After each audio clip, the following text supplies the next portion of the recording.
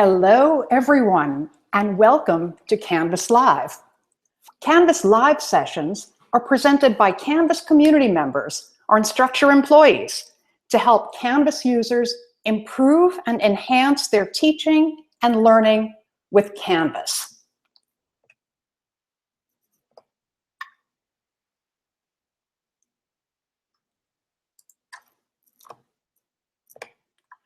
My name is Stephanie Sanders, and I am absolutely delighted to be here with you today to talk about blogs in the Canvas community. During our time together today, I'm going to share some of my personal perspective on blogs, and then we'll do a quick review of the search and follow capabilities in the community. Over the search, we're going to find some of our superstar blogs. Then we'll look at the different types of blogs in the community, along with how to create them. You'll find out how you can earn a user blog.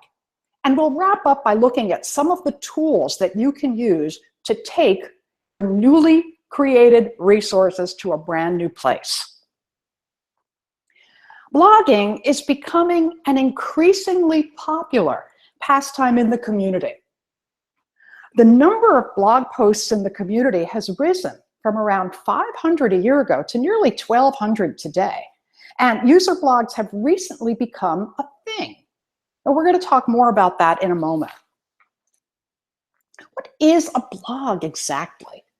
I'll give you my personal perspective in terms of how I like to use a blog post in the community. And again, did I say personal, subjective? This is my own approach to blogging. For me, it's a place to share a process, but imbued with a subjective approach. So I will, in my blog, walk through the steps to accomplish something, but I'll also use the blog to record my feelings about it and my reactions to it. So, for example, my blog might introduce a description of a process with the words, "I was tickled to discover that."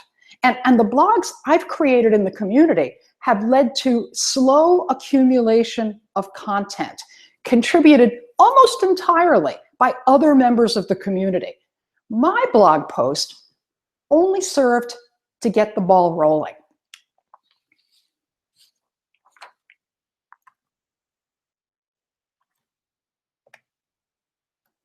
Now, this shows you a view of blog posts to a group blog. We've got some very active group blogs. Here's a look at just some of the blog posts that have been posted to the higher education group blog. Here's an example of a user blog from one of our most active community members, Laura Gibbs. Shout out, Laura, I see you're there today. Here is another example of an actively maintained user blog. This one comes from Adam Williams. Now you can already see, just from looking at these screenshots, that Laura and Adam have elected to approach their user blogs in different ways. Product managers are getting in on the blogging fun too. If you've joined the Canvas Teacher App group, you've already seen this image. It's an image that the product manager included in his post to the group blog for that group. He's using the group blog to post updates and illuminate the development process. So this is an annotated photo that he embedded in his blog post. Just look at how he leveraged a blog post to reveal the process of a day in the life of a developer. Before we get into the process of creating blogs, let's do a quick review of the existing blogs, how you can find them, and how you can follow them. From the home page of the community, click on Browse and then on Content. From here, you can use the selections across the top to filter the content by blogs. A quick scroll through shows that there are lots and lots of blogs to view. If you choose, you can apply additional filters, such as tag or topic or date created. And you can also toggle the view from a list view to a tile view. That tile view is pretty nifty because it gives you a little preview of the content.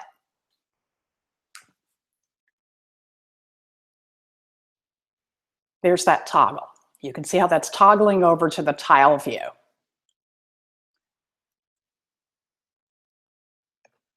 Once you've found a piece of content that you like, you can follow it or you can bookmark it to come back to it later. So here you can see that I'm searching for one of the most active and popular blogs in the Canvas community. It's Dallas Halsey's comprehensive resource on Canvas and Turnitin. And wow, look at the views this has. Being a longtime Turnitin user, this is something that's of particular interest to me. So maybe I don't have time to look at it right now. So I can bookmark it from this search results page to come back to it later. If I do have time and I want to check it out before bookmarking it or following it, I can click on the link and take a look at it. It's definitely going to follow it to my inbox, so I can always stay on top of what's being posted in the blog. And I can also bookmark it right from here. So now that we've gone through a quick review of existing blogs, let's examine the nuances of the types so that you know what type of blog is available to you and how to create it. In the community, there is a distinction between blog posts and user blogs. So most of us think of a blog as a series of unified posts that appear sequentially, one underneath the other. And while that is essentially the case in the community as well, it's important to see how that works in practice in the community. So here's the difference between a blog post and a blog or user blog in the community. Anyone who belongs to a group in the community can post to the group blog for that group. Those are blog posts. The image on the left shows you how a blog post to a group can be initiated. On the right, you'll see where the process starts for a user blog. Community members who have authored 10 or more blogs in the community and who have reached Educator 2 status will be considered for user blogs. And some community members already have user blogs and are using them liberally. So let's get into some specifics on how to write blog posts. You can write a post to a group blog in two different ways, but importantly, before you can create content in any group, you have to be a member of that group. So for most groups in the community, that's quite easy. You'll see a little downward-facing arrow next to the Actions menu on the home page for the group. And when you click on it, it reveals the list of menu options. So just select Join Group from the Actions menu, and you will be a member of that group. Now you can start creating content. So starting from the home page for the group, you can click on the Actions drop-down that appears at the upper right of the screen and select Blog Post to start composing your post. Or you can click on Write a Post from the Share a Resource menu that appears on the group homepage. So a few moments ago, I mentioned that certain people in the community have user blogs. Before I turn to the how-tos of user blogs, initiating that creation process is slightly different for a user blog as opposed to a group blog. I want to emphasize that you too can have a user blog.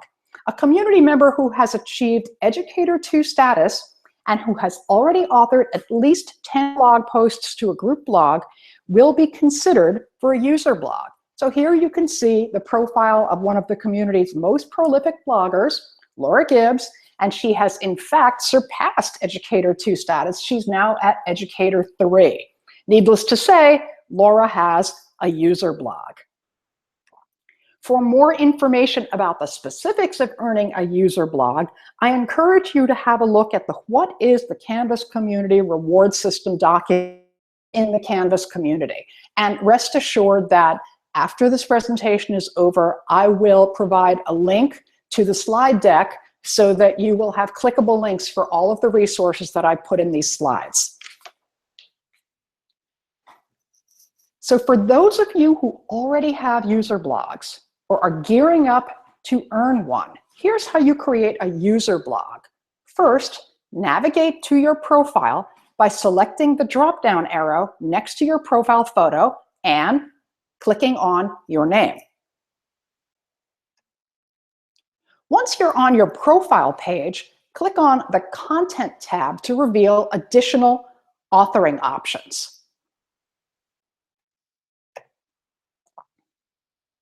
You'll now see the link to your user blog, again, if you have one, on the left side of the page in the Content panel on the left. Click on that link to start creating your blog. Now, let's get into the specifics of composing a post. For the most part, composing a post, whether it's going to be posted to a group blog or to your user blog, follows the same process. After you've initiated the blog post or user blog post creation that I described just a moment ago, you can add a banner image if you choose. You can click on the title field to add a title, the text field to add a text, tag as desired. Creating a user blog has a few nuances. When you're creating a user blog from your content page, you can decide whether you want to post to a group blog or to your personal blog. So when you're posting to your user blog, make sure that you set the radio button accordingly. Also, whether you're creating a post to a group blog or a user blog, you can save a draft if you want to come back later to refine your work before publishing it. If you ever need a refresher on the how-tos of creating a blog post, there's that handy document in the community that goes through all the steps for creating blog posts in group blogs and posts in user blogs. And again, I promise that you will have access to the clickable links when I put this presentation in the event page after we're done. So now that we have talked about blogs, creating posts, let's look how we can use the RSS feed that's available. You can feed from a blog into a Canvas course. Adam Williams uses Inoreader to populate a Canvas course with feeds taken from various community blogs. Let's have a look at that. I'm just going to drag the screen over here. Let me find his course. Let me see here. I promise I've got it somewhere. Here we go. All right, this is the course that Adam created using feeds, RSS feeds from various places, and he turned them, he took the user blogs and took the feeds, he took group blogs and took the feeds from there. So let's have a look here. For example, we were talking about Laura. So let's have a look at the feed from Laura's blog. Now remember, this isn't a Canvas course. So he took the RSS feed that's available in the community and he populated a Canvas course feed of Laura's user blog in the community. He also took group blogs and grabbed the feed from those. So let's look at a very active one, the instructional designers. So here's the feed that he created using Inoreader. No, Inoreader, fun fact. Inoreader is pronounced that way. Inoreader, it's from the founding company's name, Inologica. And the company's name has two N's, but apparently they chose to drop one of the N's for, I don't know, I guess a coolness factor or something. Some people say it is a portmanteau of the words innovative and reader. It's not I know reader. It's not, I ain't got no time for this reading stuff. It's definitely Inoreader. So that's what Adam's course looks like.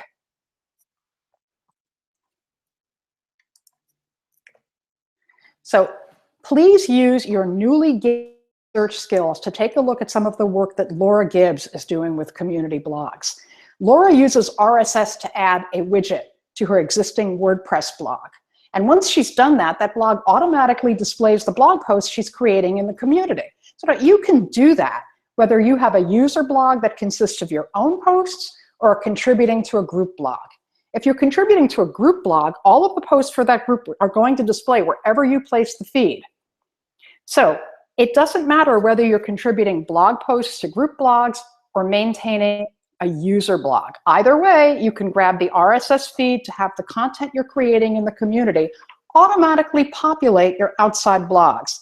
Just think of the possibilities. So now you've seen, while I've been talking, the process has been playing out for you. So let's go through it again, and I'll show you how that's done. Right now, what we're doing is we are grabbing the feed for a group in the community, the RSS feed, blog posts to a group blog, and that's what most of you are going to be addressing. So for blog posts, you can grab the RSS feed by navigating to the group homepage and clicking on that little I that you see in the menu bar. So here, this is how I'm going to get the feed for the Instructional Designers group blog. You click on that little I, and that brings up the light box that comes up in the center of the screen. And then in the lower right of the light box, you can see a link for feeds. You click on that to reveal the feeds that are available to you for that group. And what you're going to want to copy is the feed for blog posts to populate your RSS feed. So the process for getting the feed to your user blog is slightly different. You're going to find that by navigating to your profile and then on content to access your user blog. And this is mine. You can see that right now it's quite blank. I haven't written any blog posts to my user blog yet, but I can still get the feed. Click on the user blog and then on View Feeds, and you'll see the options to get feeds for posts, for comments, or for tags. And select the one you want. You're probably going to want the one for posts, and add it to your external blog or to Inoreader, wherever it is that you decide you want to use it. And last, here's one more option. This is definitely extra credit, only for those fortunate few who have earned or are hoping to earn that coveted user blog. You can use the custom email address that comes with your profile to send stuff into your community user blog.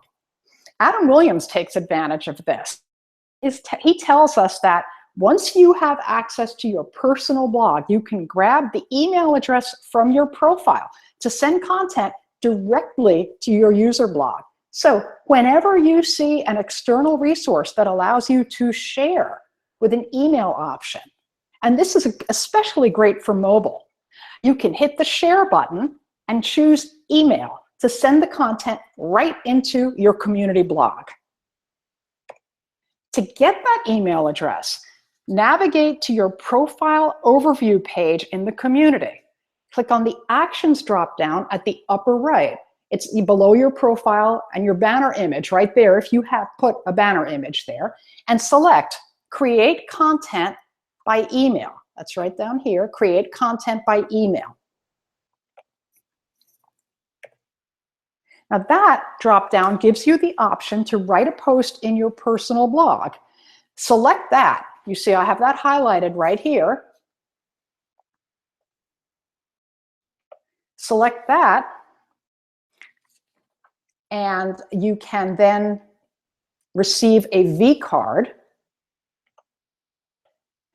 and you'll send your email, and you can import that into your email. From that point forward, you're going to be able to share content to that custom email address, and that in turn is going to populate your community blog. So it's really cool. You can do it from your mobile. You can share using that nice share button. I would strongly encourage you to get familiar with Canvas community blogging if you aren't already, because not only can you discover all kinds of cool content, but you can also rise to the challenge. Some of you may be familiar with the field trip. Here, this is the one that we did last summer, the summer contest, that field trip that we did in the Open Ed group. And in the Canvas Engagement Strategies group, we did a spring cleaning blog challenge. Now, if you were at InstructureCon last year, you remember that we did that Letters Home blogging challenge where you could just click on a button directly from the InstructureCon space, and there was a template that just leapt up on the screen, and it was all ready for you to create a blog post right from there. So start practicing your blogging, because you never know when a cool challenge or contest or some conference-related fun is going to come up. So you're an expert on blogs now. I would urge all of you to try your hand at authoring your own blog, starting with a blog post to a group blog. And I hope that you've come away with this with a better understanding of the nuances of group blogs, posts to group blogs, and user blogs as they exist in the Canvas community. You now know how to find good examples that you can follow and bookmark, and how to get a user blog of your own, how to create those blog posts, how to feed the content to areas that support RSS feeds, so you can leverage the resources that you and others share in the community to populate Canvas courses and your external blogs with that content. You never know when a new blogging challenge is going to pop up, so now you're ready for it. These are the resources that I referenced during my quick demo. I'll available on the event page so that you can use the clickable links on the slide and anything else in the slide deck that you would like. Thanks to all of you for being here. Now, I have not been looking at the questions just yet, so if you have any questions, please let me know.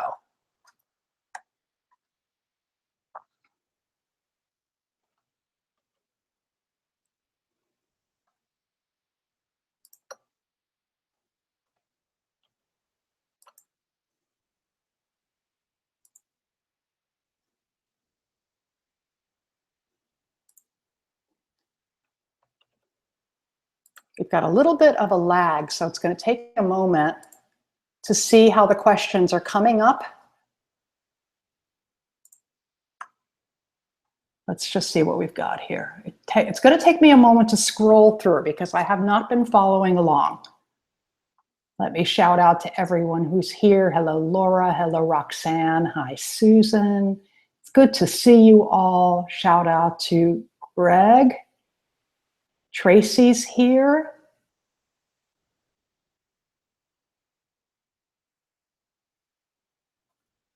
Laura says she doesn't know where the Inoreader name came from, but I have to tell you, I Googled it. That's what I came up with. I wonder. Okay, I'm not seeing any questions, but I'm happy to hang out for a minute or two longer just to make sure, because as I said, I have a very slight lag here, but the recording of this will be available soon. I'll put a link to it in the event for this presentation. And oh, hi, Jesse. And I'll shout out to everyone who was kind enough to join me today. I really appreciate that you were here. And I would like to encourage you all to get involved yourself in Canvas Live events, because you can do this. This is a community-created resource, and I really hope that you will do that. Oh, I see a quick late question came in. A different take on how to do it. Greg, I would say personally, and again, this is my personal point of view, I would like to see that in a new blog post with perhaps a link to it in the existing one. If it's a different way of doing it, I think it might be nice to have a brand new conversation initiated.